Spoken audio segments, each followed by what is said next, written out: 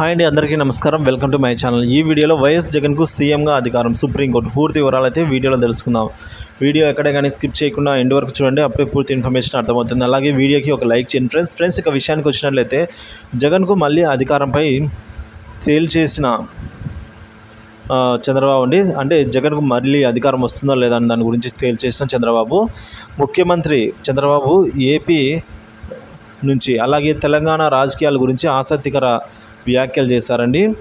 తెలంగాణ గడ్డపై టీడీపీకి పునర్వైభవం వస్తుందని, ఏపీ తెలంగాణ తనకు రెండు కళ్ళు అని అన్నారు చంద్రబాబు. తెలుగు జాతి ఉన్నంత వరకు టీడీపీ ఉంటుందని, తెలుగు జాతి అనేక సంక్షోభాలు ఎదుర్కొనింది అని అన్నారండి.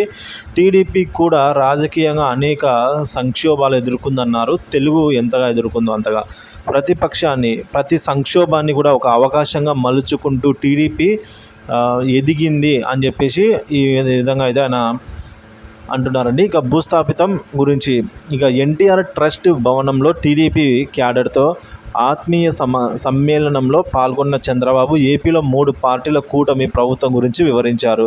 2019 తర్వాత ఏపీలో విధ్వంస ప్రభుత్వం వచ్చిందన్నారు.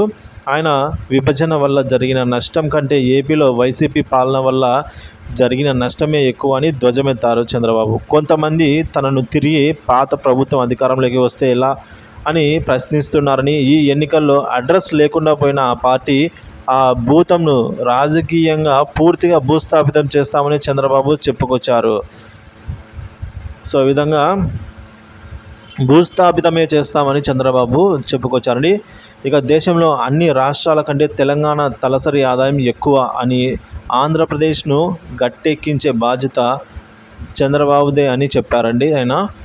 ఇక ప్రస్తుతం ఏపీ తలసరి ఆదాయము 2,19,518 రూపాయలు అని చెప్పారు. తెలుగు వాళ్ళు గ్లోబల్ సిటిజన్గా ఉండాలని కోరుకుంటున్నట్లుగా తెలిపారు.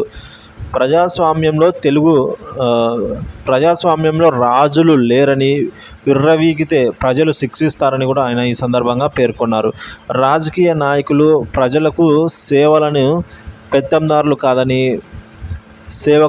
పెత్తందారులు కాదని వ్యాఖ్యానించారు. 1995 సిబిఎన్ను చూస్తారని చంద్రబాబు అన్నారు. అప్పుడు ఎలా పనిచేస్తానో ఇప్పుడు అలానే చేస్తానని అయితే చంద్రబాబు పేర్కొన్నారండి. అంటే చంద్రబాబు ఏమన్నారంటే, నాటి చంద్రబాబును మీరు ఇప్పుడు చూస్తారు అంటే ఎప్పుడు 1995లో సిబిఎన్ ఎలా పనిచేశారో, ఎంత కృషి చేశారో 2024లో కూడా అటువంటి సీఎంని మీరు ఇప్పుడు చూస్తున్నారని చెప్పారండి. కలిసి పనిచేద్దాం కూడా అన్నారాయన. తెలంగాణలో కాంగ్రెస్, ఏపీలో ఎన్డీఏ ప్రభుత్వాలు ఉన్నాయని, పార్టీల సిద్ధాంతాలు వేరుగా ఉన్నప్పటికీ తెలుగు జాతి ప్రయోజనాల కోసం కలిసి పనిచేస్తాయని తెలిపారు. తెలంగాణలో నాలెడ్జ్ ఎకానమీకి నాంది పలికామని, తర్వాత కాంగ్రెస్ బీఆర్ఎస్ అభివృద్ధిని కొనసాగించాయన్నారు. విభజన సమస్యల పరిష్కారానికి చొరవ తీసుకోవడంతో తన చొరవను తెలంగాణ సీఎం రేవంత్ రెడ్డి స్వాగతించారన్నారు. తెలంగాణ సీఎం రేవంత్ రెడ్డికి మరోసారి కృతజ్ఞతలు తెలిపారు. తెలుగు రాష్ట్రాల మధ్య ఐకమత్యం ఉండాల్సిన అవసరం ఉందన్నారు.